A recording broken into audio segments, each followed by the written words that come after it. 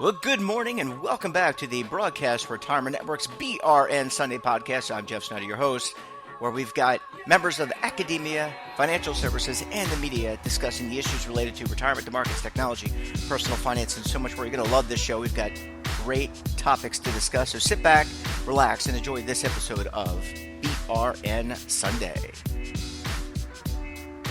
Well, let's kick things off with a look at the latest social media trends for the week. And joining me on the line, he is the Senior Financial Services Editor for LinkedIn, Devin Banerjee. Hi, Devin. How are you, Jeff? I'm doing well. I get a little tongue-tied. It's been, we've had you on the network, but I haven't seen, just because the schedules have conflicted, we haven't had you necessarily on the podcast for a week or so. So I'm doing great, and I know you're in San Francisco, and you got to be excited for the Super Bowl. I am really excited. I think the city is going to be quite spirited this weekend. I was just joking with you that there might be some car flipping and car ablaze, but I hope not. But Yeah. that does tend to happen. Yeah, well, we hope that doesn't happen. But if the 49ers do win, they will join the Steelers and the Patriots as the most winningest teams on the Super Bowl. So that's pretty amazing. Yeah, I'm excited. Well, yeah, I can't wait. So, Devin, I haven't spoken to you, at least on the podcast, in a week or so. Lots going on. We have a little bit more time, obviously, on the pod than we do on TV. TV is such a constrained medium. But what's top of mind for you this week and your folks over at LinkedIn?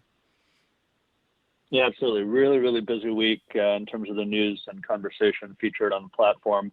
I'm going to start with the spread of the coronavirus. It's been top of mind for a lot of different industries. And a lot of them now, aside from the health concerns, which are, the most real and serious angles to this story, but a lot of people and businesses on LinkedIn are trying to evaluate the costs of such a virus, the potential costs. Obviously, the travel industry is very concerned, as well as others with supply chains that run through China, et cetera. So, a lot of people, a lot of experts are pointing to the SARS outbreak in 2002, 2003 as a comparable against which to evaluate this crisis. So a couple estimates from SARS said that it cost the global economy at the time about $40 billion in US dollars at that time. So as I said, travel restrictions will likely dent tourism. We're already seeing airlines taking a hit. Many of them have pulled all of their routes, actually, several airlines in and out of China. As I said, companies with supply chains will be limited. That will increase the cost of many of those goods if they're being made elsewhere now. Of course, there are some businesses that we have seen gain in the past week, especially drug makers and manufacturers of those surgical masks and gloves that are being worn everywhere now. We've seen some of those companies see their stocks surge with demand. I would just point people, if they have time, to check out a post I put up a couple of days ago with about 5 different really top investment experts on LinkedIn who write consistently in the newsletter format. And all 5 of them put out really great pieces this week about the crisis, especially from an investor standpoint. One of them is Mark Hafel. He's the chief investment officer at UBS. So, he actually says he thinks the macroeconomic impact is likely to be limited. He thinks it'll be smaller than that of the SARS epidemic. And, he's looking at some factors like, let's see, he's saying that the Chinese authorities are much more swift in responding to this crisis than the last one. And I would also point you to Christina Hooper. She is the chief global market strategist at Invesco. She also wrote a great piece this week going into some more nuance. She's looking at both the positives and negatives. On the negative side, she sees that this coronavirus does have a longer transmission period. So the incubation period for people with SARS was about 2 to 7 days. For this virus, it's about 10 to 14 days. So that is just lengthening kind of the impact and potential transmission of this virus. It was just confirmed a couple of days ago that the virus can be transmitted human to human. So that is causing a lot of concerns and was what spurred all of that shutdown in air travel. So again, yeah, just check out some of these writers. They're going into some nuance. Another one is Ed Yardeni of Yardeni Research. So yeah, very, very passionate and also nuanced conversation this past week on the platform around it. Yeah, it's scary. I mean, it's scary from a health Yep. perspective, and then you think about, you just watch the volatility in the market. We'll talk later to our market folks. Kevin Kelly will be joining us. But it's obviously scary from the health perspective, and then you think about the implications from a cost perspective, as you just outlined. It's obviously troubling for the markets. Yeah, absolutely. And the interesting thing that many of these strategists are pointing out, which does make sense, is that economically, even if the actual substantive impact economically is not large, just the fear effect and the sentiment impact, especially with markets stretched so far and so high at all-time highs right now, record bull market run. Just that effect on sentiment could be pretty powerful, as we saw a couple days ago or earlier this week. Yeah, well, more to come on that. I'm sure that this thing doesn't seem like it's going to be dying out anytime soon. What else is top of mind for you, Dev? Yeah, we had some other interesting conversations. I know you and I talked about a month ago about how people in the U.S. are moving around less geographically. There's an interesting story in the Wall Street Journal that we featured that was pointing out that a lot of people who are deciding to move are actually doing it to flee high-cost, high-tax states. And this has become even more pronounced since the tax overhaul by the Trump administration in 2017, which kind of increased the spread or the divergence between high-tax states and low-tax states. So many people fleeing states like New York and California. That tax overhaul limited how much homeowners can deduct from their federal taxes. And so it's become, much costlier to own a home in high cost of living states like New York and California, like I mentioned. And the shift, this movement, this geographic shift is actually starting to affect home prices, according to the data. So the growth has dropped the most in these high tax, high cost of living states, and in states with the lowest property taxes and mortgage interest volume like Tennessee and Missouri.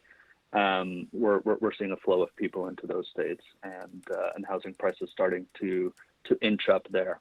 So definitely an interesting nuance to that conversation we had about a month ago about people moving less. We are seeing some people who are able to move. Maybe they're remote workers or they're retirees, for example. But that tax law, especially the element limiting the deduction, mortgage deduction, we're definitely seeing it starting to drive this movement. And that's interesting. I mean, you don't know.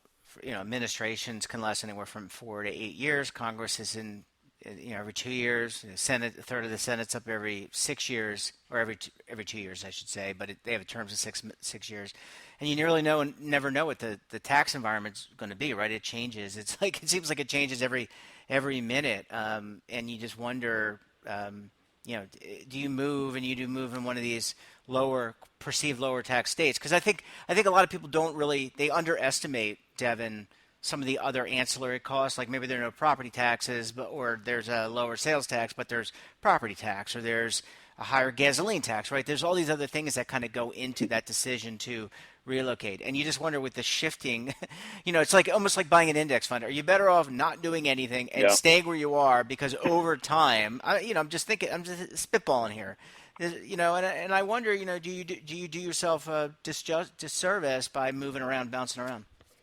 Just a thought. Yeah, no, I mean your point about tax policy being kind of transient and ephemeral and always changing, I think is really real. And actually, it's something that people talk a lot about in your world regarding IRAs, for example, traditional versus Roth, and you have to kind of take into account what you project tax policy to be in 40 years from now or 30 years from now, depending on your age. So, yeah, I'm a bit surprised that people are deciding to move based on policy. I mean, maybe they're deciding to move, and or maybe it just gets them over the hump when they already had other reasons to move. Yeah.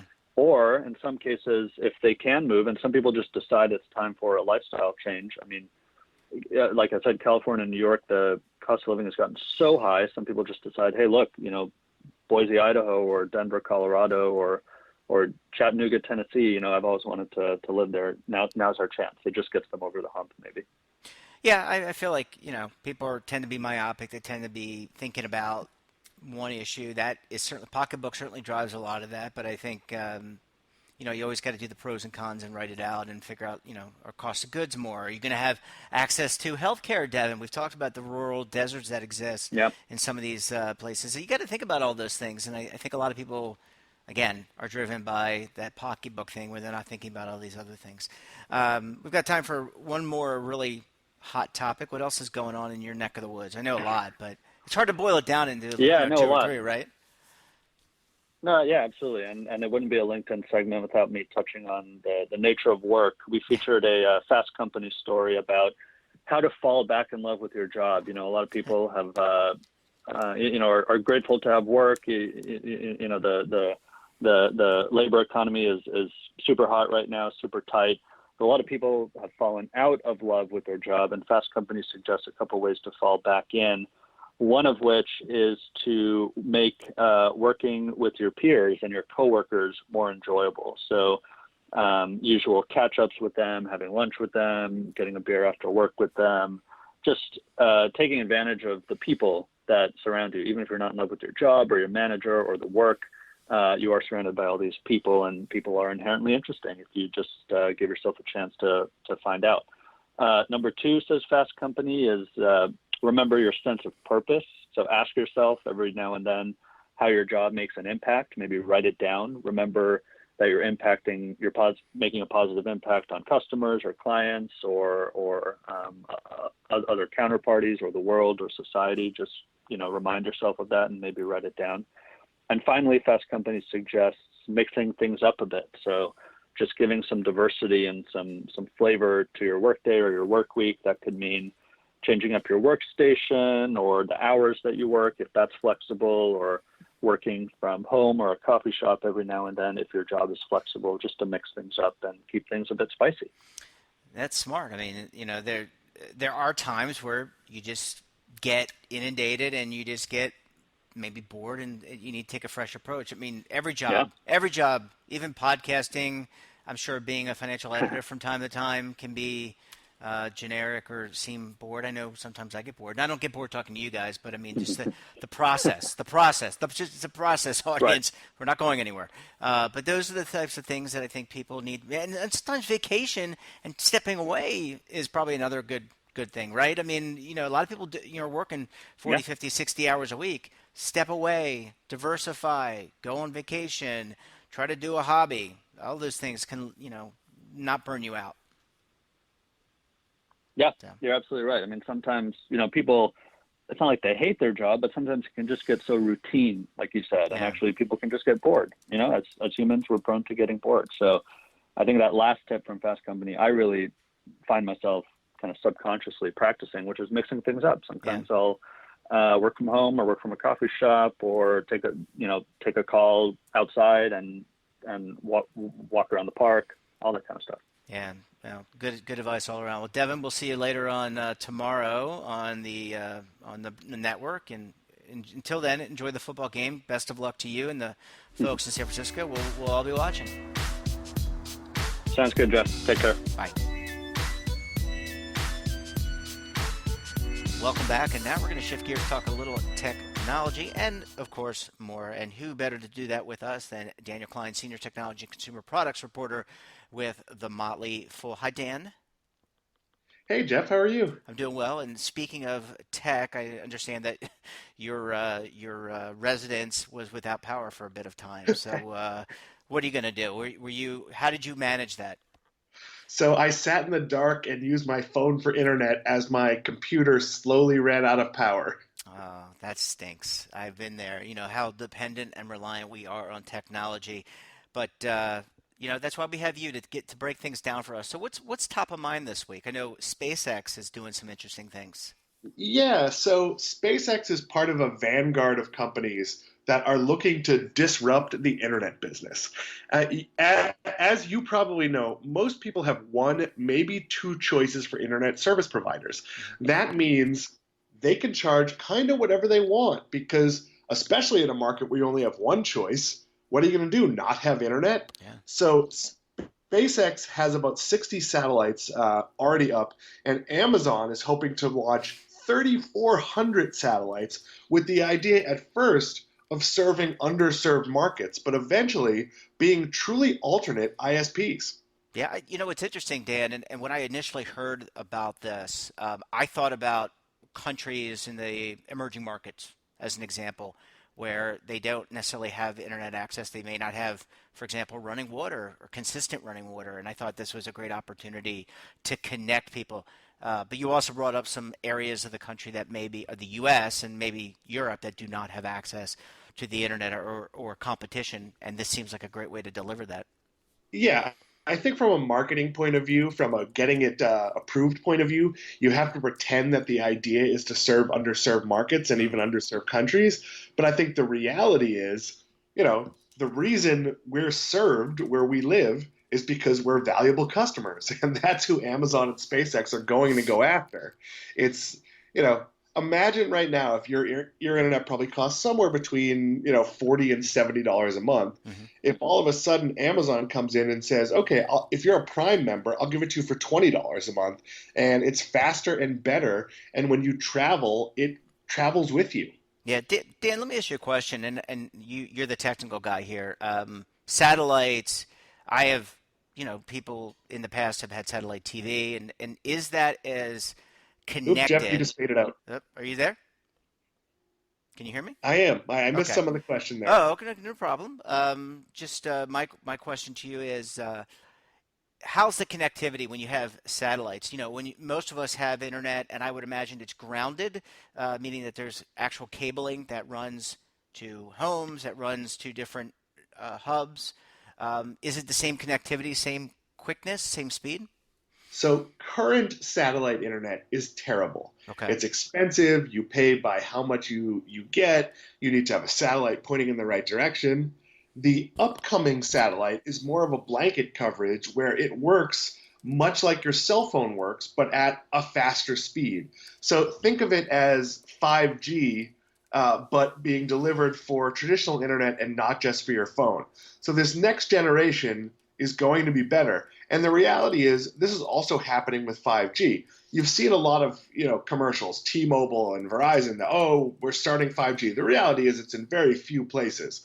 But 2 years from now, when there's widespread 5G, you may have the option of using your phone as a hotspot for your computer and having it be better than your old DSL connection. So we're really at a tipping point as far as the internet goes. Yeah, and do you remember the movie Antitrust? Do you remember that movie with Ryan Philippe and, geez, I don't remember all the other stars, but it's kind of the same concept where the guy was going to, the guy who was like kind of like a Bill Gates character was going to control the internet and create satellites, and it kind of interesting how the reality mirrors Yeah, I the mean, movies. look, the reality is big cable doesn't want this. We've seen massive cord cutting, but Comcast and Charter have gained on the broadband side and sort of covered up those losses. They've fought very hard for those monopolies, and they don't want you to have a choice for internet because that's going to hurt their pricing power. But just like streaming services have disrupted television, we're about to see sort of a new model for how internet works. And I think it's time for that, right? I mean, the internet's been around, I mean, for consumer use for like, what, 30 years, I want to say? 30 plus years, maybe? Maybe it's time for some change. And as what's happening in the OTT market in terms of cable, it just makes sense that monopolistic effect, or at least cartel effect of internet gets disrupted. Seems to make sense to me, Dan. Competition is always good for consumers. Absolutely. Okay, so let's. I know you wanted to talk about Movie Pass, and I remember when Natalie was regularly on the show. Natalie Walters. Many of our listeners probably remember Natalie. She was a big user of Movie Pass, which is a service that I think allows people a discount to attend movies. I Not think. even not even a discount. So I was a Movie Pass customer as well. For $10 a month, you could go to as many movies as you wanted. You basically used your Movie Pass. It looked like a credit card, and they paid for your movie. So in the months I had Movie Pass that it worked, I would sometimes just like randomly in the afternoon go see a movie I'd already seen. I live right next to a movie theater. It's about a half mile away. And their idea was they would aggregate data, I guess, about what movie I saw, Mhm. and then would be able to sell that. It was a terrible business model. It made no sense. The theaters hated it because it devalued the price of a movie. And it was, too many people signed up. And of course, it went terribly, terribly bankrupt. And just kind of thinking it through. And again, hindsight's always 2020, Dan. And again, you're more embedded with this type of stuff. But yeah, it just doesn't seem to make a lot of sense. For $10, you can go. Movies cost what, Dan? I haven't been to a movie theater in a while, but what does a movie cost to go see? So the movie theater near me costs anywhere between $8 and maybe $16, depending on the time of the day, Mhm. which theater it is, how many bells and whistles. But if you can get a movie ticket for $10, you're doing pretty well. Okay, so yeah, I was going to say $10, but now people who are consumers of, I mean, it gets people to the movie theater. They buy concessions, but I just don't see if a lot of people take advantage of that. How the theaters make money, how MoviePass makes money, other than the data collection piece. And I think that's really an important thing that we have talked about, Dan. Is I almost called you Dave, but Dan, is that data, the collection of data, seems to be a high priority for a lot of these companies now. Yeah, the reality is, uh, if I saw three movies in a month, they pay full price. They're not the theater, so they weren't getting any benefit from those concessions. Hmm. AMC, which owns the theater near where I go to, has some version of, say it's $20 four movies a month, which is more than most people would see. And the transaction is get you to go to the movies. You're going to buy a soda. You're going to buy some popcorn. They'll make their money that way. And given the percentage that the studios take on a movie ticket, that makes kind of sense. But MoviePass was basically paying for me to go to the movies and getting pennies on the dollar for data. And I'm not sure how valuable the data is. Is hey, Dan went to see Star Wars four times for free when he would have only seen it once if he had to pay for it. Yeah, you dropped out a little bit there, Dan, but I think the audience got the gist of what you were saying. And I think to your point, I want to go back to the big data conversation for a second because I think there's a lot of data being collected. I don't think that people are really synthesizing this data and really understand what they're collecting and maybe call me a cynic. Short of some computer crunching numbers and producing a report, I just don't see how the collection, how that model can be successful. And, I think with all these privacy concerns that we have talked about on this program consistently, I'd be weary of things like this. No, I don't think data is as valuable as companies think it is. I mean, think about it. So about 6 months ago, we bought couches. We redid our living room. We bought two new couches, and for a month after that, internet ad I got was selling me a couch. Now, the reality is, if you bought a couch, you probably don't need a couch for quite a while. So I don't think we've really figured out how to aggregate data, how to use this. I mean, a lot of this is being used for spam, for robocalls, Hmm. for really garbage.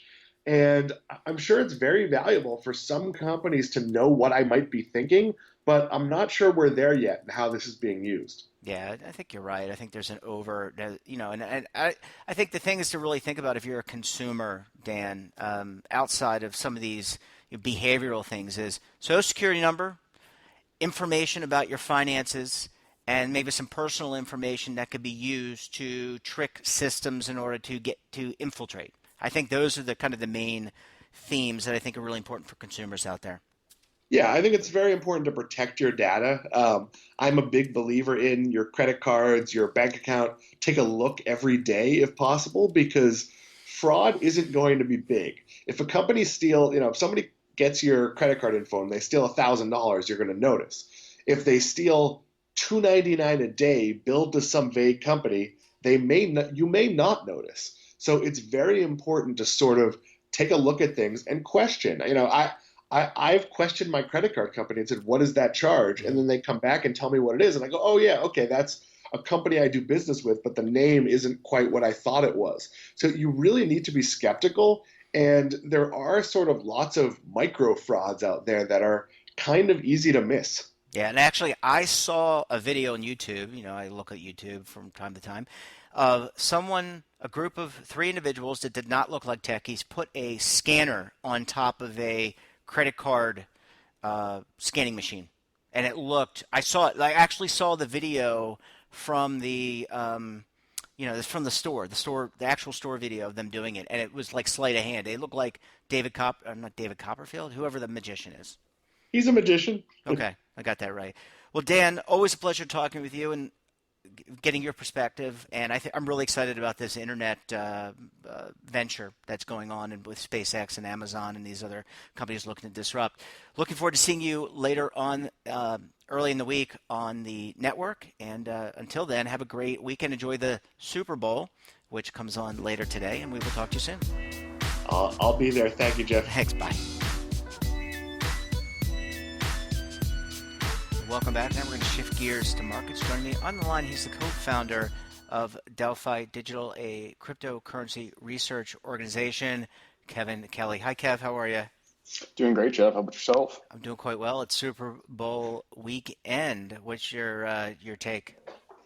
You know, I kind of got to root for the underdog here. I'd like to see the Niners take it. I've been a little bit of a hater on the Niners because they're in the NFC West with my LA Rams, but I'd like to see the Niners take it. But I think it'll be a good game. I really do. Yeah, it'll be high scoring. Hopefully, and sometime we're gonna have to talk about how you became a LA Rams fan. But let's be that as may, been an interesting week in the markets, and I know the Federal Reserve rate weighed in. I want to get your perspective on what's occurred this week.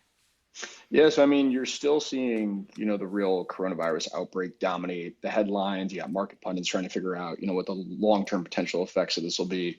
I think as we talked about last week, I mean, when you look back at there isn't a ton of history in terms of parallels you can draw to prior instances, but a lot of people are making the parallels to the SARS outbreak in early 2000s. And as we mentioned, initially you did see a pretty sizable market reaction, more kind of a risk-off move with gold rallying back in 2003 and stocks selling off a bit.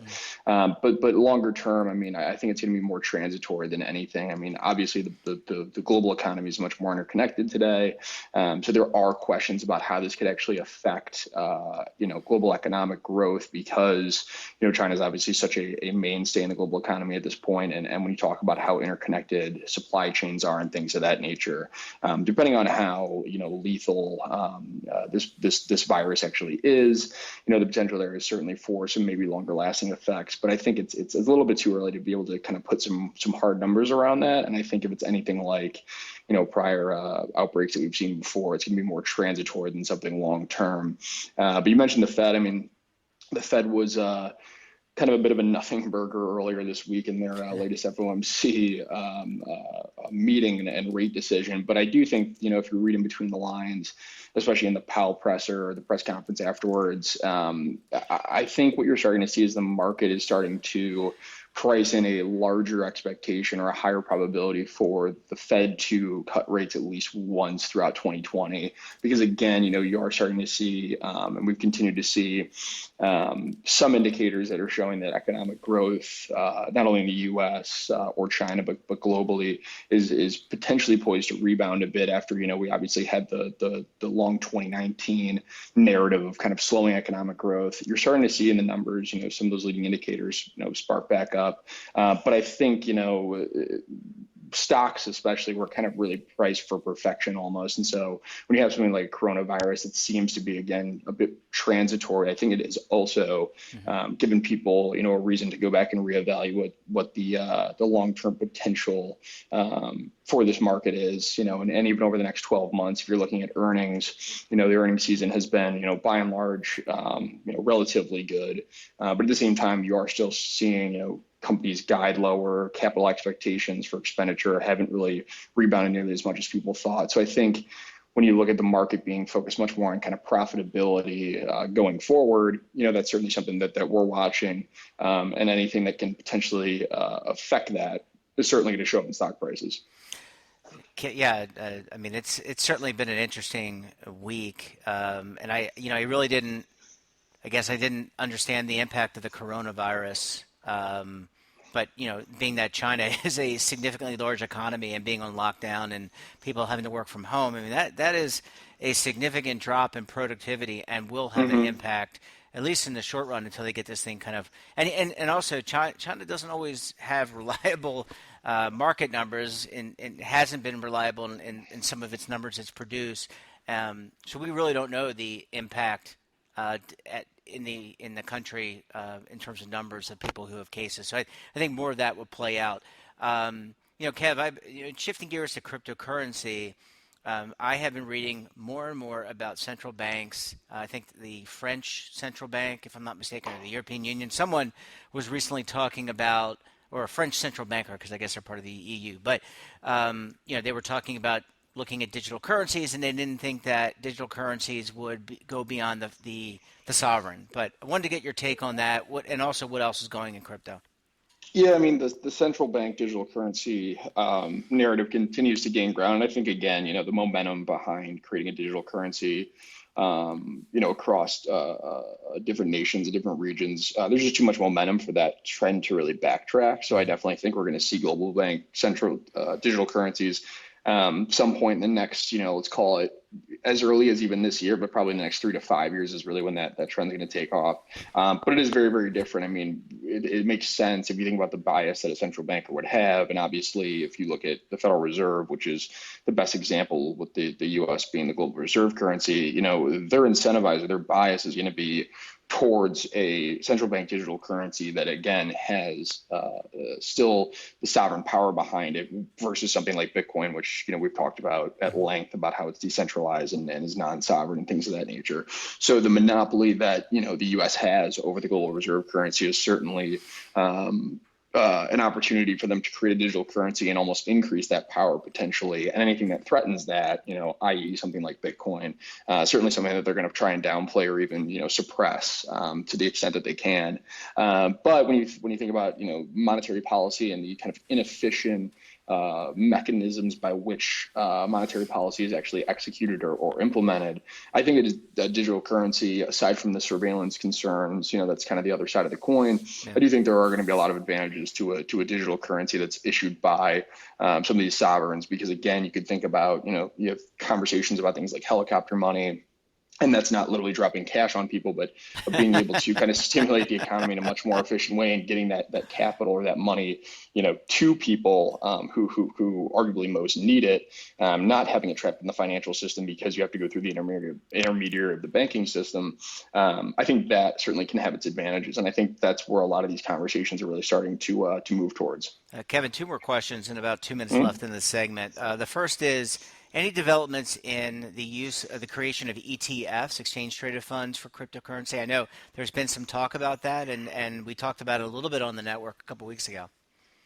Yeah, not a whole lot of progress on the ETF front. I mean, it's still something that the companies that are trying to issue ETFs or get them approved are continuing to kind of beat down the door on. But there's still a lot of, this market's still very fragmented in terms of spot exchanges, liquidity, things of that nature. And there isn't really one true, I think, trusted pricing source that the SEC has been comfortable with so far. And I think, the backed launch, the ICE subsidiary backed that launched earlier this year, late last year, I think that eventually could potentially become kind of a spot market exchange that they could use for pricing, for trusted pricing, because that's obviously much more kind of institutional focused. But a lot of the issues that the SEC has called into question haven't been resolved yet. Yeah, so more to come on that. But I mean, that is a growing, you're talking $6 trillion and growing, and expected to grow considerably over the next decade plus. Kevin, last question. Sustainability is a huge conversation piece in the traditional, for traditional investment asset managers. We saw a lot of conversation at Davos as an example. Neither of us were invited, by the way, to Davos. I just want to put it out there. A little disappointed. Next year. But yeah, that's what I said last year and the year prior. But in any event, in all seriousness, I mean, it's a big topic. How or does the cryptocurrency blockchain environment, does it address sustainability and ESG at all, or is it completely devoid of that? I mean, is this conversation just completely outside of the realm of crypto? Yeah, I mean, I think there's certain parallels you could draw to it, I'm hesitant to say and think and say with high conviction that certainly blockchain distributed ledger technology doesn't solve some of those issues, right? That a lot of people potentially would claim that it does. But if you think about kind of the at a primitive level with kind of this new move towards Web3 and having this base kind of sharing information infrastructure layer, I certainly think when it comes to the transparency and the trackability of some of these things that, again, we talked about, I think it was even last week, how there's not a lot of standards around tracking some of this information, or even what information that companies should disclose, how they disclose it, the reporting standards. I think it certainly could help in that regard. But I think that would be much more kind of the private blockchain enterprise solutions that we've talked about before on this show that obviously are very, very different or contrast very differently from, your public blockchains that are much more decentralized, like, Bitcoin or Ethereum, for example. Yeah, 30 seconds. Do you want to talk about your co-hosting responsibilities for Chain Reaction? That was a podcast that you just hosted, and people can check that out if they want to learn more.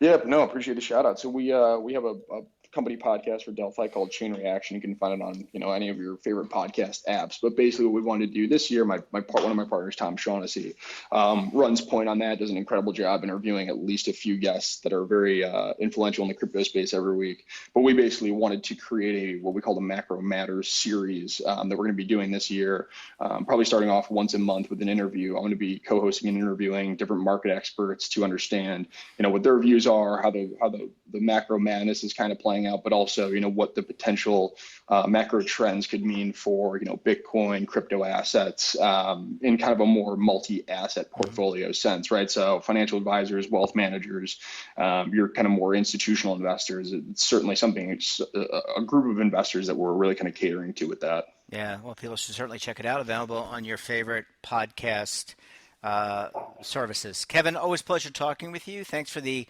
update, and we went around the world in less than 10 minutes on this segment. So Absolutely. Thanks a lot, and have a great rest of the week. Pleasure's all mine, Jeff. Talk to you soon. Bye. Welcome back. Now we're going to shift gears, talk a little healthcare. Joining me on the line from Business Insider, Ms. Lydia Ramsey. Hi, Lydia. How are you? Hey, I'm good. Yeah. How's your week going? You ready for the Super Bowl? I am. Gotta prepare some snacks this weekend. Should be fine. Yeah, Figuring out. I want to make some ice cream, so I have to figure out what flavor to pick. Oh, that sounds interesting. Well, please do share. Would like to. Well, maybe you'll at least post some pictures online. So, and I should point out that Lydia and her team craft a newsletter called Dispense. It's really an amazing newsletter that really wraps up the week and all the latest, hottest news in healthcare, biotech, etc. So, Lydia, what's top of mind for you and the team this week? Yeah, so it's been an interesting one over here. Today, One Medical started trading on the public markets, and I've been following along with that pretty closely. I'm sure I've talked about primary care as being one of my focus areas on this in the past, but this isn't really the first time we're seeing a company go public that's like purely a primary care company since, well, at least in the past couple of decades, most of the time, these companies are privately held by private equity firms or venture-backed, like One Medical was. But now we're seeing it start to trade, and it priced last night at a price of $14 a share on the low end of its expected range, and then today it opened at $18, and now it's at around $20. So pretty good performance, 50% jump from the $14 price tag from last night, which I think has people a little bit more optimistic than they might have been about a publicly traded primary care company. So this organization, just I know we've talked about it on the program from month to month. They're a like a startup that provides primary care, and you can be anywhere. Was it more like telemedicine kind of component? Yeah, so it's basically a primary care model that has a membership component. So you basically pay $200 a year to be a member of One Medical, and they still charge your insurance. So it's not like that $200 covers that, but it covers kind of the technology around booking, and it covers the nicer space. It's easier to get an appointment, depending on what you're looking for. You can communicate online, which is interestingly like a service that a lot of providers are starting to offer. So yeah, it's interesting to kind of see, when One Medical came out, it was kind of the first of its kind back in 2007, and healthcare has changed a lot since then, for sure. I feel like it's changing like day to day, but and especially with the big tech companies trying to enter and partnerships between the JP Morgans and the Amazons and Warren Buffett. I mean, obviously there's a lot happening here, but this seems like a very interesting model. It almost is like the Netflix or Hulu of primary care, or maybe Amazon of primary care, right? I mean, you subscribe. Are they seeing a lot of traction in terms of people joining? Yeah. So I think they're almost up to 400,000 members. And to your point about the tech companies getting interested in this kind of space, so basically, Google in particular makes up about 10% of those close to 400,000 members. Wow. So they're a huge client of One Medical. So really interesting tech ties there. It's really interesting to kind of see this is something that companies like Google want to offer as a perk to employees, and it's something employees are interested in adopting. Yeah, I mean, I as someone who is an innovator, I appreciate and applaud anybody who can try to do something to disrupt, because clearly, and you cover this market more than I do, and probably much better than I do. I mean, this is a market ripe for disruption. Everything that I read, Lydia, I mean, says that people are dissatisfied in some levels with the services they're getting. The costs are out of control. The billing, all these things are just really percolating and driving up. Costs seem to be going up, and people have limited wages, limited income. It just seems like we're ripe for disruption here. Definitely. Yeah, it'll be interesting to see if other companies kind of see this as an opening for them. If the stock had tanked, probably would have subdued a lot of folks, but there are a bunch of companies kind of trying to take a national approach to primary care to kind of fix the problem, not just in like one clinic, but kind of all across the country. So it's possible we might see a couple of those go out this year. I'll be curious to watch and see what happens. And your point about the tech companies like Google being a part, using the service, I think that sends a lot of important messages, and hopefully larger employers take advantage of these technologies. I mean, 400,000 seems like a pretty good number for it's not like 300 million Americans or more.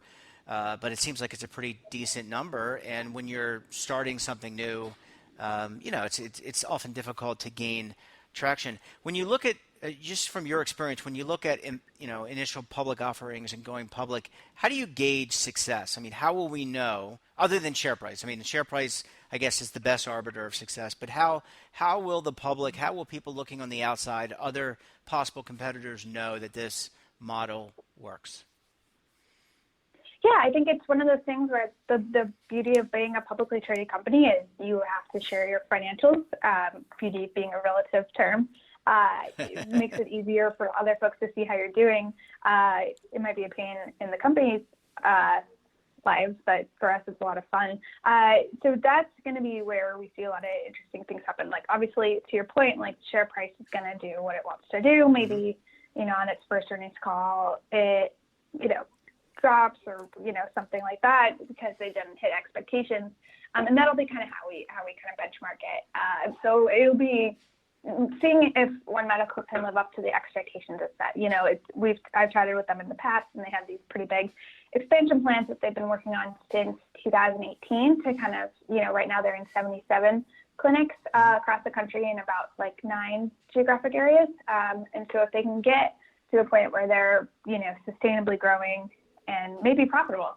They're still in a position where they're having net losses on their business. And as we saw with WeWork, there's a lot of pressure on companies to maybe figure out a path to profitability. So if they can get there, that's a good thing. If they stay in this profit losing kind of situation, maybe it'll be a moment of reckoning for kind of other primary care companies. But haven't there been a lot of, there haven't been a lot, but haven't there been tech companies where it's a loss for a period of time? It takes time to ramp up. I got to think if I'm an investor, I'm there for the long term. I have to believe in this model. It's going to take time to ramp up. You've got to be able to change. You're in 77 clinics, but you've got to be able to get way more in order to build your subscriber base. This takes time to ramp up. Definitely. Yeah. And it's one of those things where you have to see if it's measured or not, right? Like if the company is hitting its growth targets and it still has a net loss, maybe that's not an issue, but say it's kind of, running through revenue super quick to a point that doesn't seem sustainable, that's a different kind of question. And I got to think that, last question, that the data, right? So everyone is so hyped up about data, especially in healthcare. I mean, being able to understand what, I was talking to Dan Klein from the Motley Fool recently. He went to Consumer Electronics Show, and apparently there's a toilet that can assess your urine to see what diseases or problems you may develop over time. I got to think that data that generated from these clinics, data generated from these startups is very important. Maybe that's why these technology firms have a great interest. Yeah, definitely. And, it's one of those moments where it's unclear to me sometimes how much the data is useful. Like I didn't go to CES, but I know that there was a lot of technology on the floor that had to do with healthcare data, and some of it seems more worrisome than calming. So yeah, it'll be definitely interesting to see. One Medical is the model in particular, and kind of these tech, and this will vary based on the model, but it's not super. It's got its own kind of electronic medical record and some components that are built out in-house. It just launched its own claim system, things like that. But it's not like picking up. It's not like they've launched into the world of connected devices just yet. But maybe that'll be part of the future. Well, who knows, right? I mean, these things are constantly evolving. Well, we're going to have to take a look and see how this evolves and the impact to the marketplace, because healthcare is certainly in need of change. Lydia Ramsey, thanks so much for joining us on the program today. Enjoy your weekend. Have a great time with the Super Bowl if you choose to watch it. I know I will watch some of it, and we'll talk to you very soon. Absolutely. Have a great weekend. Thanks, Lydia. Bye-bye.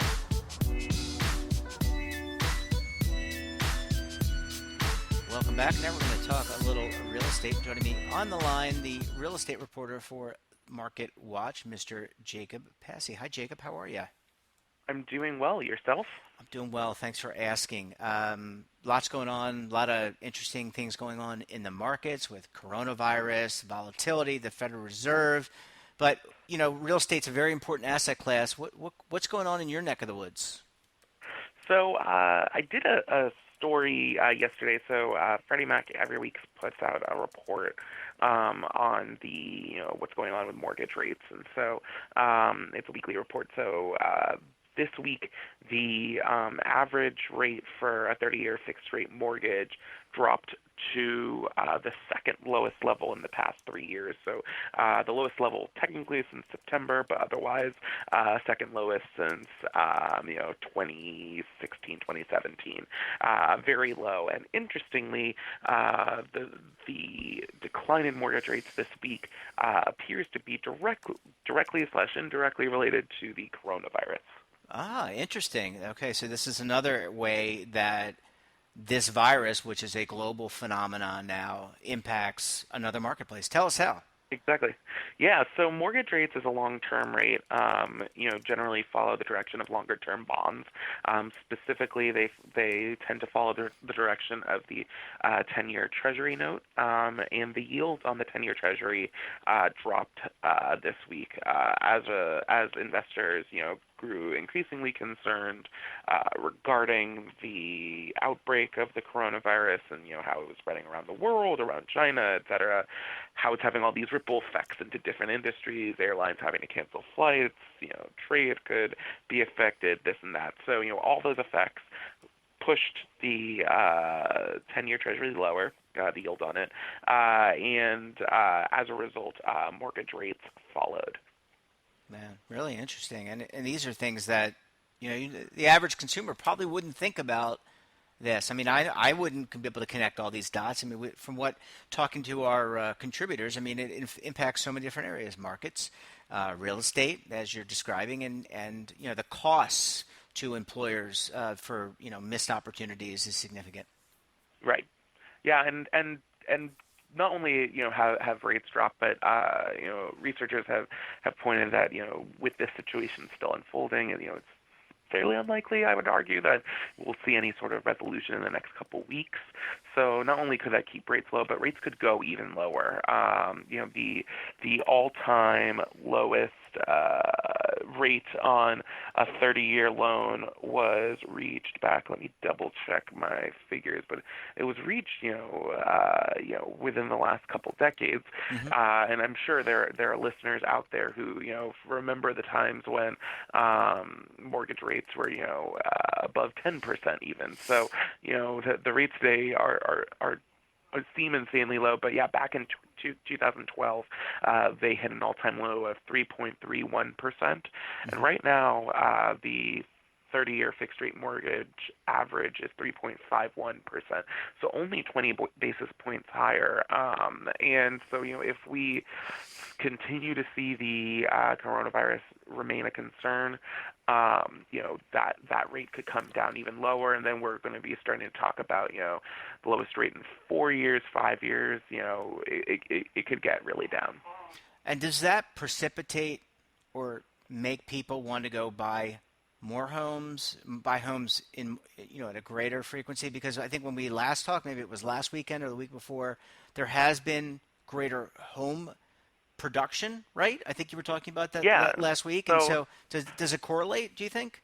Yeah, so the low mortgage rates are typically pretty good news for the housing industry, the real estate industry. Home builders will be, home builder confidence has been at record highs the last 2 months, and we're starting to see more and more homes being built, which is great, and that's sorely needed because after the recession there was a major slowdown in the construction of new homes because before the recession we had an oversupply of homes, so it took a while to work through all that inventory and to get home builders back on track. And even when they got back on track, they tended to focus on the higher end of the market, the luxury homes, which are great if you can afford them, but for the millions of millennials who want to become homeowners, they can't afford those and they need starter homes, and there's a severe shortage of those. So if rates continue to stay this low or go down even further and hit further records,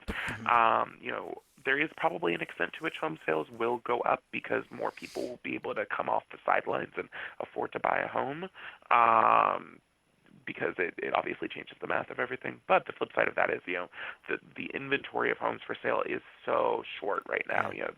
The National Association of Realtors last week, I think, they released a figure showing it at an all-time low since they've been tracking that data starting back in 1999. So 20-year low. So the situation is really tough for people, and obviously this varies. All real estate's local. Certain parts of the country don't have this problem. There are certain parts of this country that are still recovering from the recession and have yet to see their home prices fully rebound. So if you're listening back in the Midwest or the South, you might be like the Deep South. You might not see what I'm describing going on in your community, but it's happening across much of the country.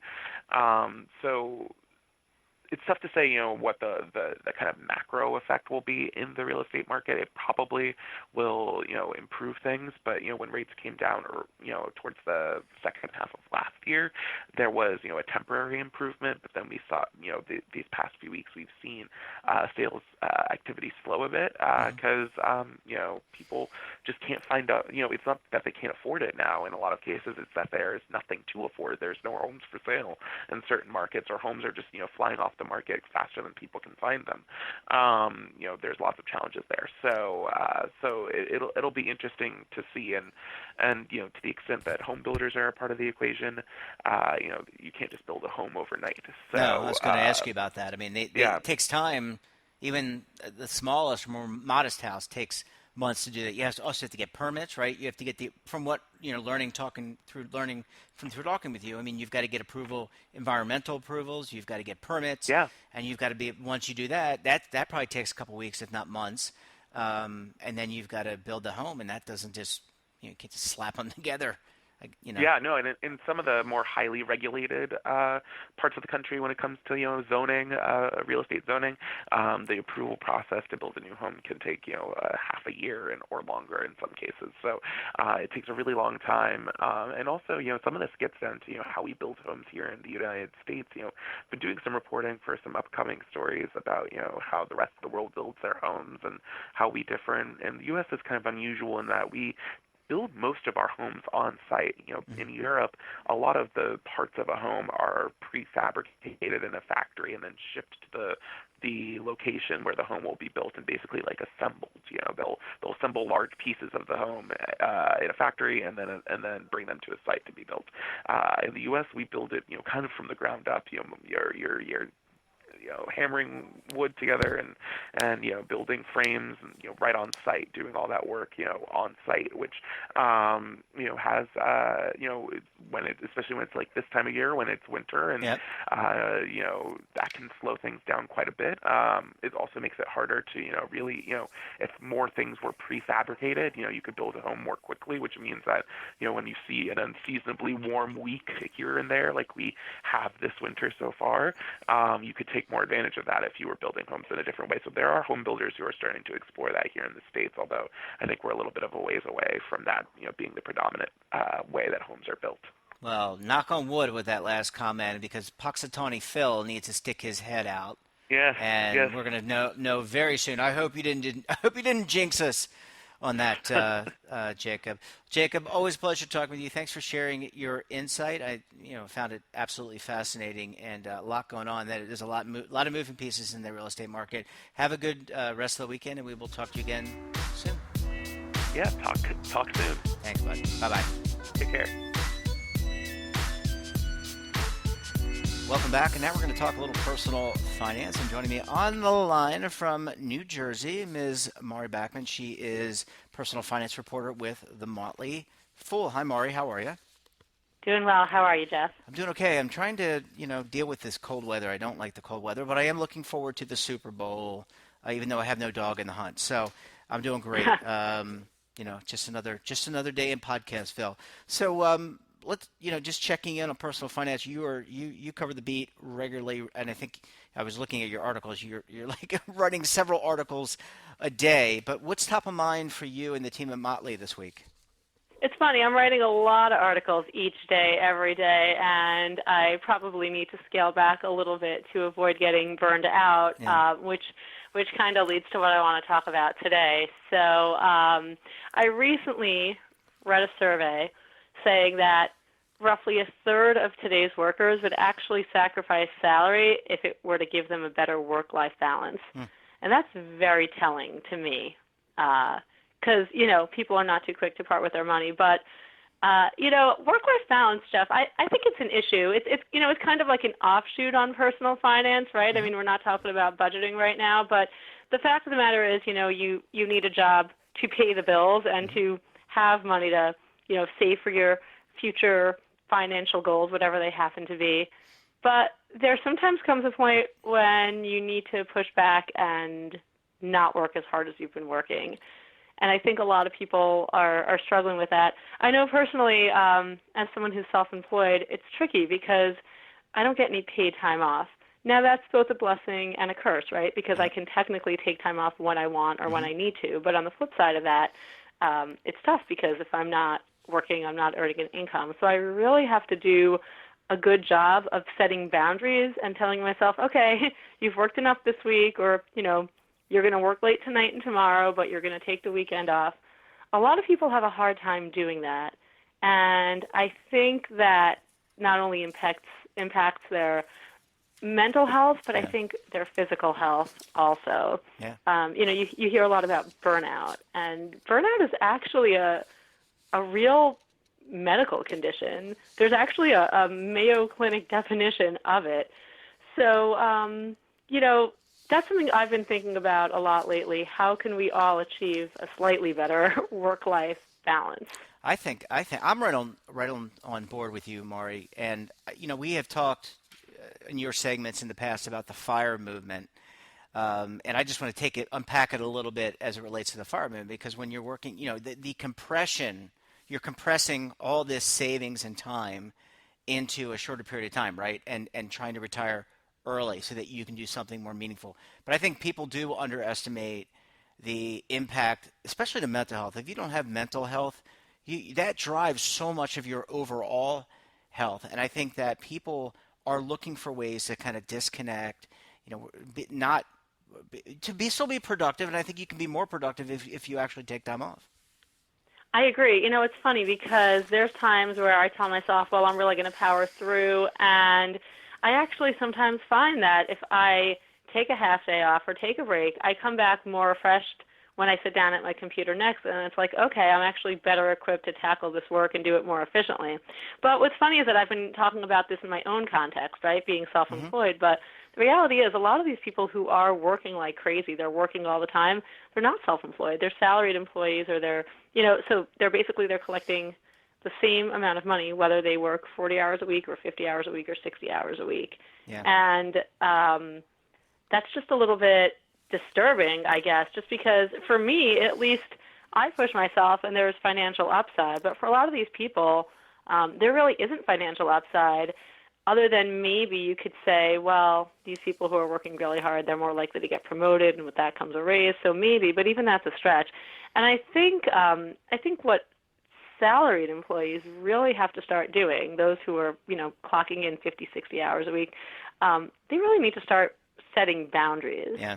I think, it's technology is a wonderful thing because it allows us to work remotely, and it allows us to, check on our emails and log into our work systems remotely. But, at the same time, it sort of then creates this demand for people being always on. And I don't think that's healthy at all. No, it's not healthy. And I would also add to what you're saying, because I agree with that 100%, that the employee needs to set boundaries.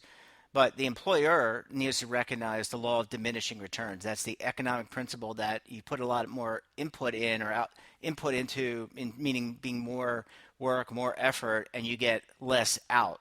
I think more and more companies, Mari, maybe on the larger end, maybe it's not the smaller businesses, but the larger end are recognizing that you need to give people a break. So I think the employees need to stick up for themselves. The employers also need to recognize that if you burn people out and push people hard, you're not going to get much out of them.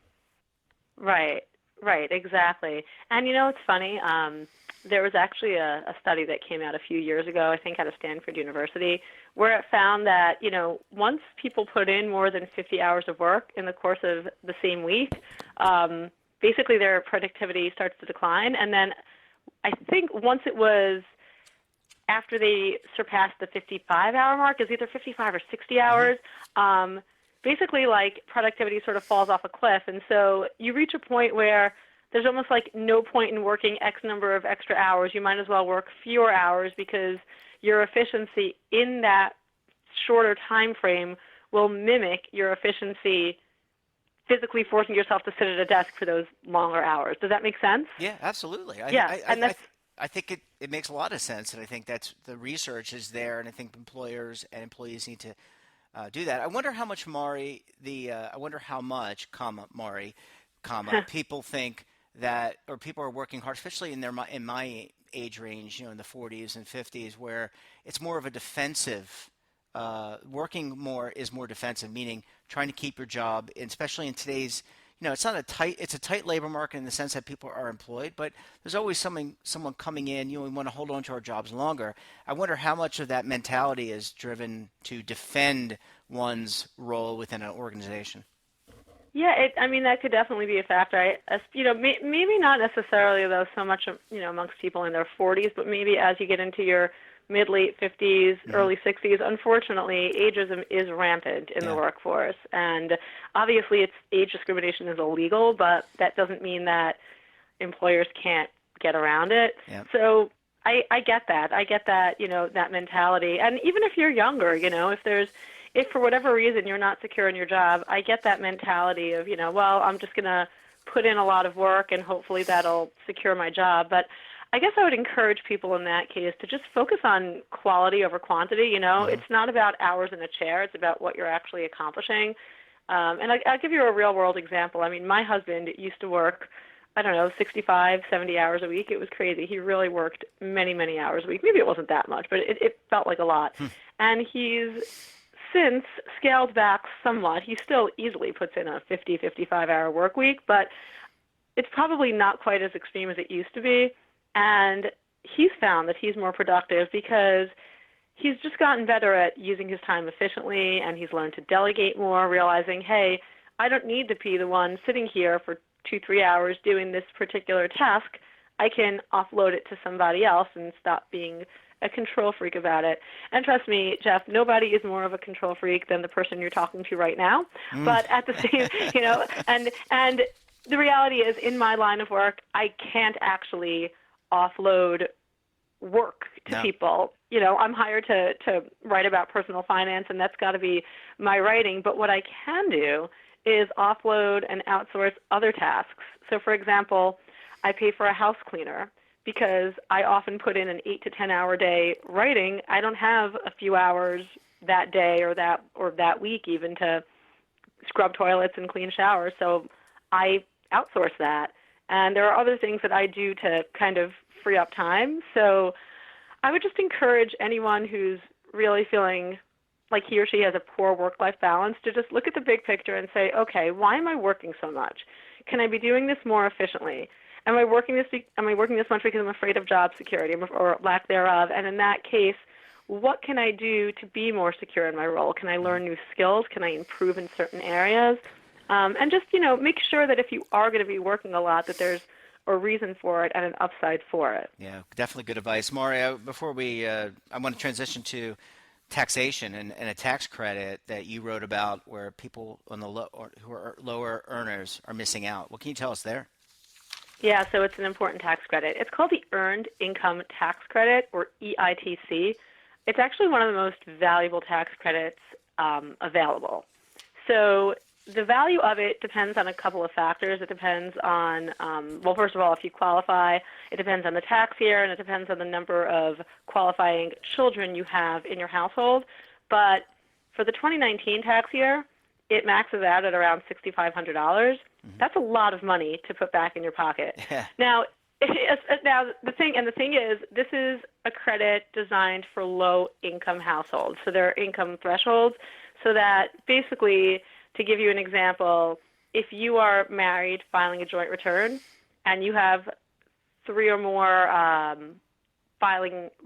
children in your household, you can claim that credit provided your income does not exceed $55,952. Okay. And then there's lower thresholds depending on if you're single and if you have fewer children. So this is not a credit for everybody. So those folks out there making $100,000 a year can't start rubbing their hands together and saying, "Ooh, a $6,500 tax credit."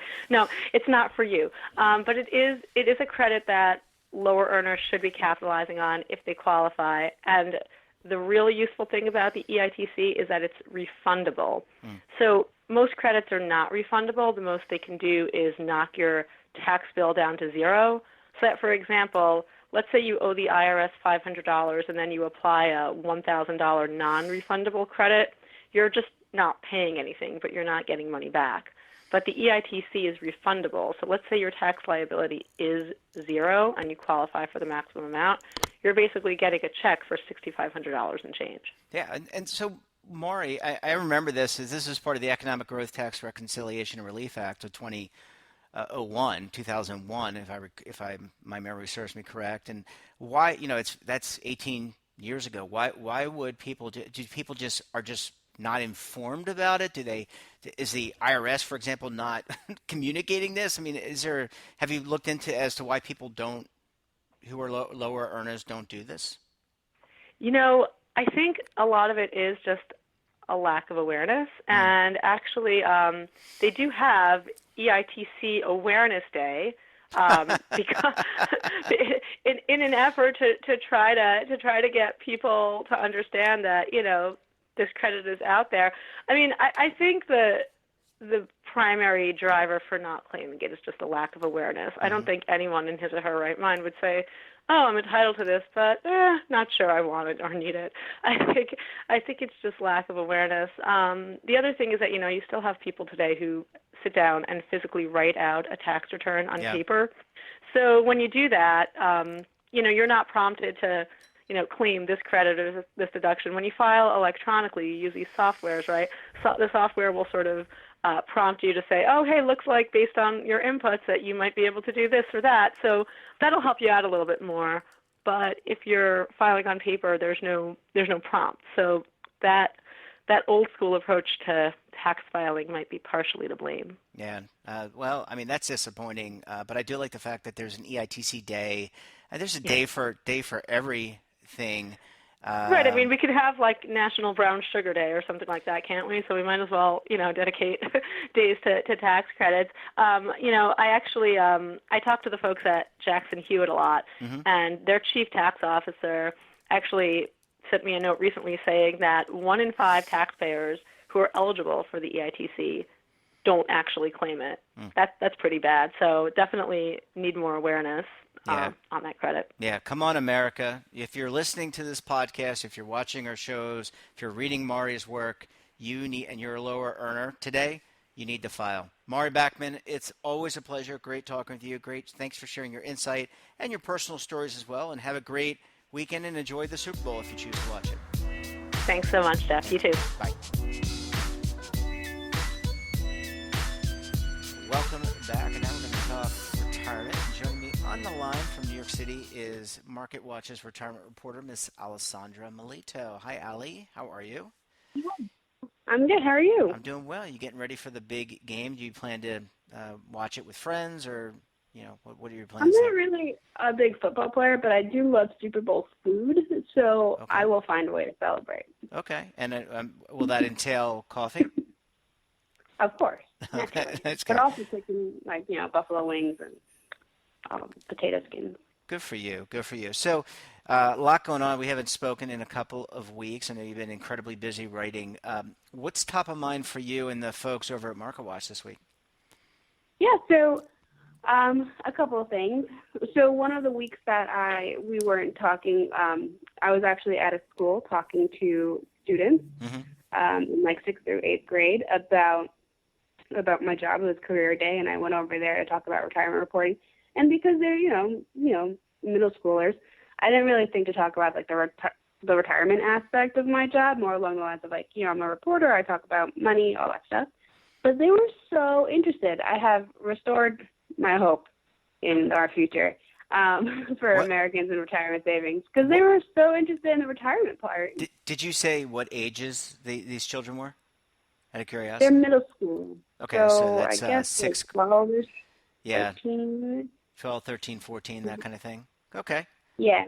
That's exciting. I'm so glad that those kids are engaged. And boy, we need them to be engaged. Yeah, like they were asking about investing, what age, how much money you should have for retirement, how old people typically are when they retire, inheritances, laws, because I mentioned like the Secure Act as an example of something that, I would write on a, breaking news basis. And they were asking all these different questions. I was very happy. They were asking even like what a portfolio should look like for somebody when they start a career. And how did this opportunity come about? Are you a volunteer with an organization, or is this something through Market Watch? How did you get involved? Sounds interesting. Oh, no. My friend, she's a teacher, and it was career day, and she was looking for volunteers. Okay. And my company is really good about that. Like they are happy to have you volunteer. So I just picked this one as my volunteer day. Okay, well that sounds amazing, and I'm so glad that you were able to get engaged with people and kids especially, and maybe they took that home, had a conversation, talked among themselves. Although I don't know how sophisticated they are from a modern portfolio theory perspective, but really great. So good for you. It was fun. So we talked about that, and then what else? So this week in particular, I've been in the middle of a few stories. One was about hackers. So I wrote a story about like how to be careful with your retirement accounts. You should be careful with all of your financial accounts, obviously. But there was a report that came out recently about how hackers they are looking for new targets and, related to finances. Typically, when you hear about hackers, it's checking accounts and banking accounts, savings accounts, things like that. They get access through ATM or whatever. But now hackers are also looking at alternatives like customer reward programs. Those are obviously linked to like credit cards usually, and retirement accounts, 401ks, IRAs, the works. So I spoke with a couple of cybersecurity experts about how to stay safe, and that includes things like, being very careful about the computer that you're on and that kind of access, but also setting up alerts on your retirement accounts so that you are told when, somebody's trying to get into your account, trying to change the password, trying to make a change in the portfolio asset allocation or withdrawals or things like that. Mm-hmm. And I spoke with an advisor who she really ramped up her security measures, and she talked to clients. Like there were 2 clients that she had that they wanted to roll over all of their money into one account to, that was something that they wanted to do, just consolidation. And they were afraid to do it because they were the victims of identity fraud with their credit card a few years ago. And identity fraud, unfortunately, sometimes you know about it right away, and sometimes you won't find out for years. Hackers are very good about that. They might also do something directly with, the information that they find, or they might try to sell sensitive information. And, we know that there have been so many different breaches in the past couple of years for major retailers. Like if you've ever shopped at Target, you've heard that Target was the victim of data breach, and Sony and Capital One was a huge one not too long ago. So now more than ever, you should really be careful with, checking all of your accounts, making sure things are on the up and up. Normally, advisors will tell you not to look at your 401k too often, and I agree with that 100% because especially with market volatility, you might do something you're not supposed to do. But at the same time, you should check it every once in a while, not to look at the account balance and, like how the markets are affecting your portfolio, but just to check that, like at least as far as like login history and all that stuff, everything makes sense and looks familiar to you.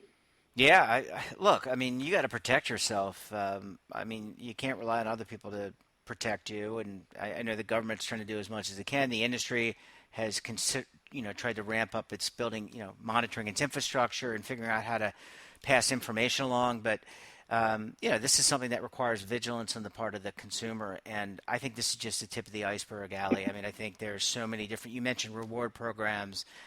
There's so much out there in terms of data, and so much risk that it's really going to be hard to mitigate it. Yeah, absolutely, and even like social media accounts. A lot of social media accounts have they've become much more advanced. Now they let you shop right on their platforms or send money right on their platforms. Like Facebook, you can transfer money to a friend now through your Facebook account.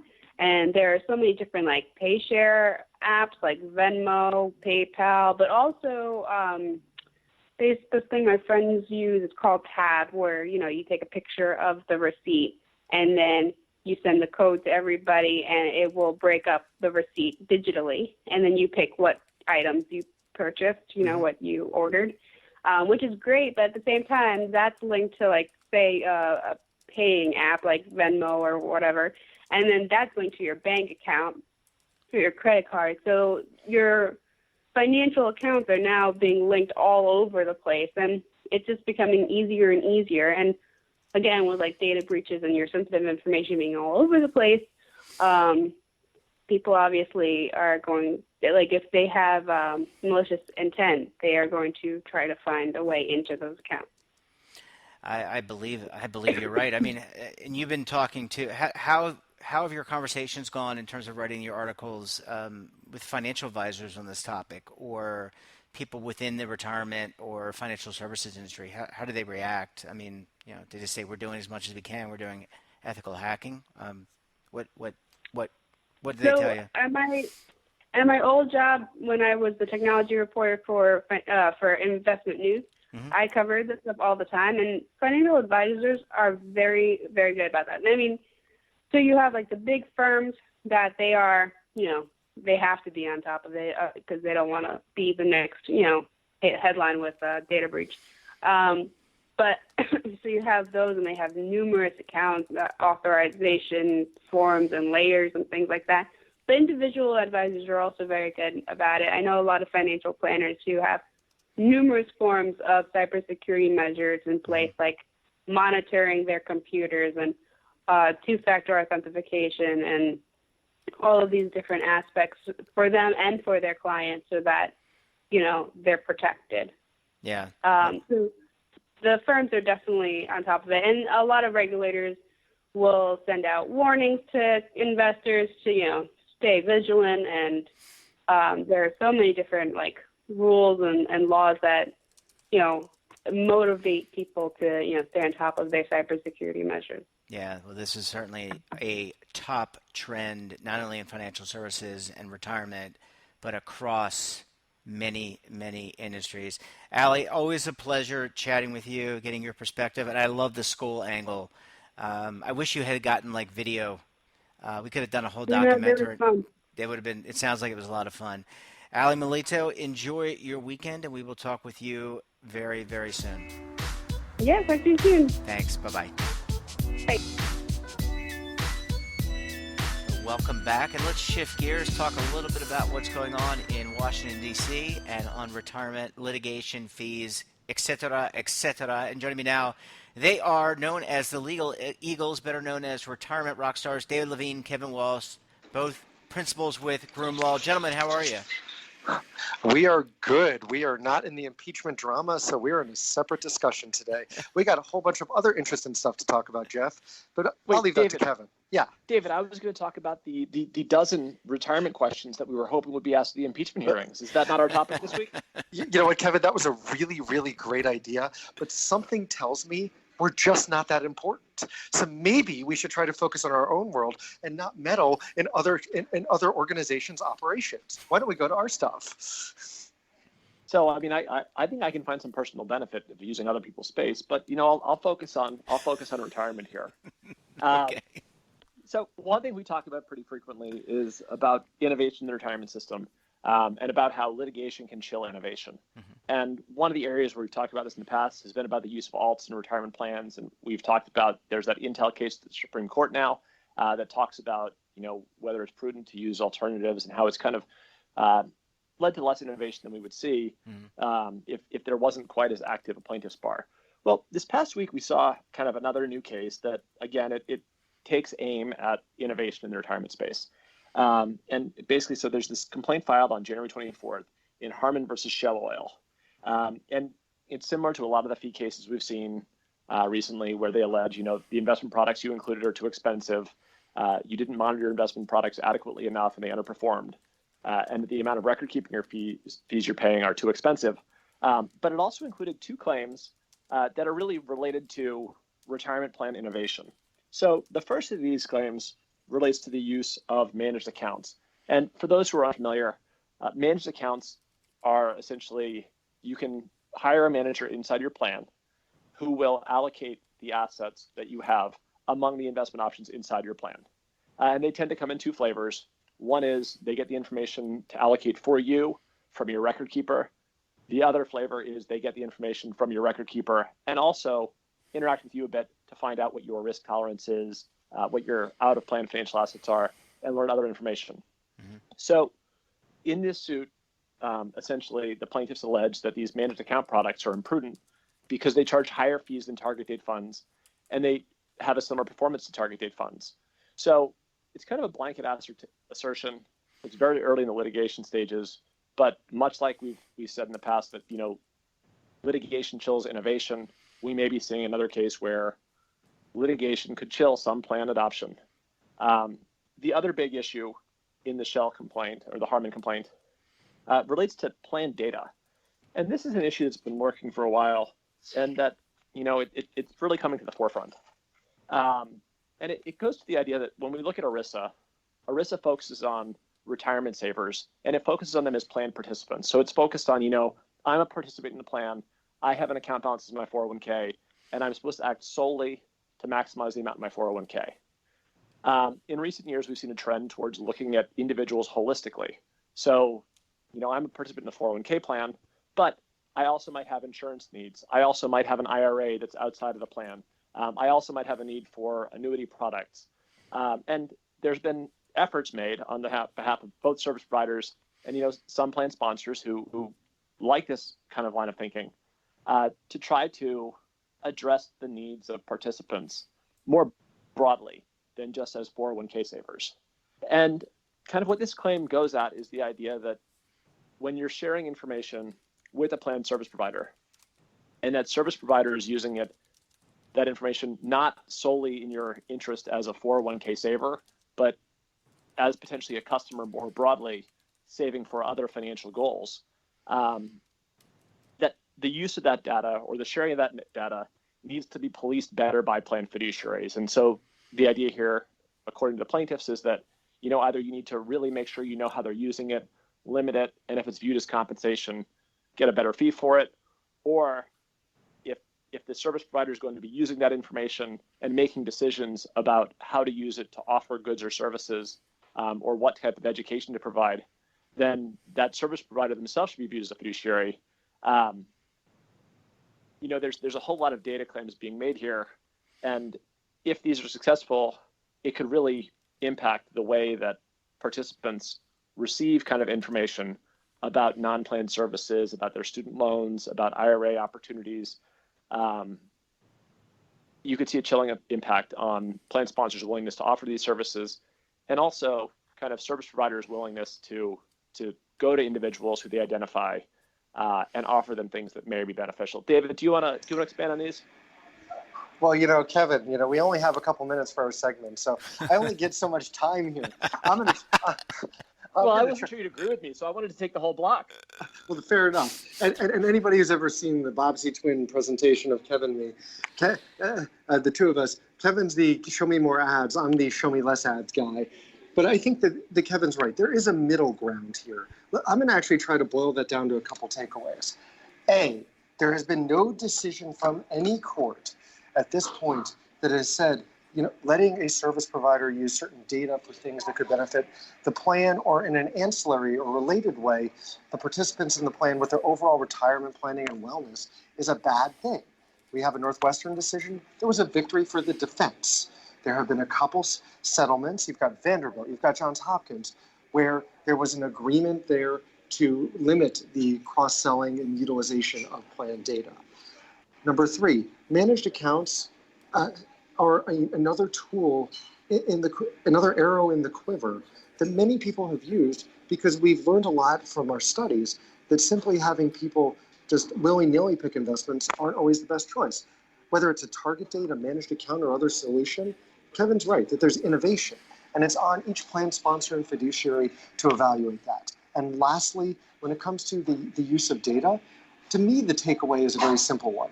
It's a fluid landscape. And whether you are a service provider or a sponsor, having a discussion documenting your process, there's no requirement of how you do it or what you do or how much. But this might be a good learning lesson that maybe we should, if you're not doing it already, start saying, well, what is being done with data? Document it. But at the same time, to say that the plaintiffs are right, that you can't use data for anything, I don't think that's right. I think it should be a real discussion between the sponsor and the service provider. And there's not a one right answer for everyone. It's kind of like the fee cases saying it always has to be cheapest. That's not the case either. And a simple black and white rule as advanced in the Shell case is not the right answer here. So that's my take, and I agree with you mostly, Kevin.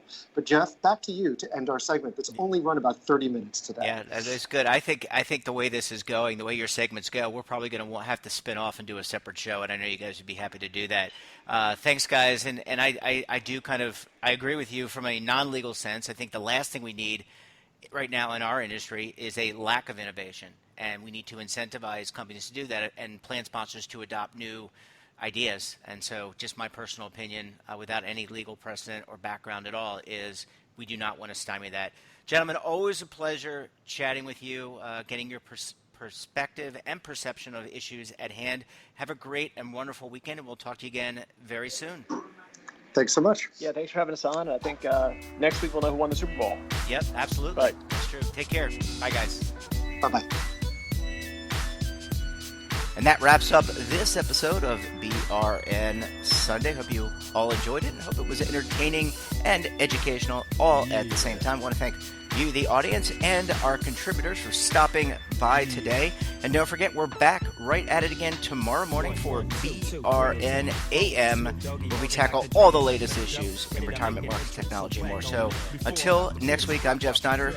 Keep on saving, and don't forget, roll with the changes.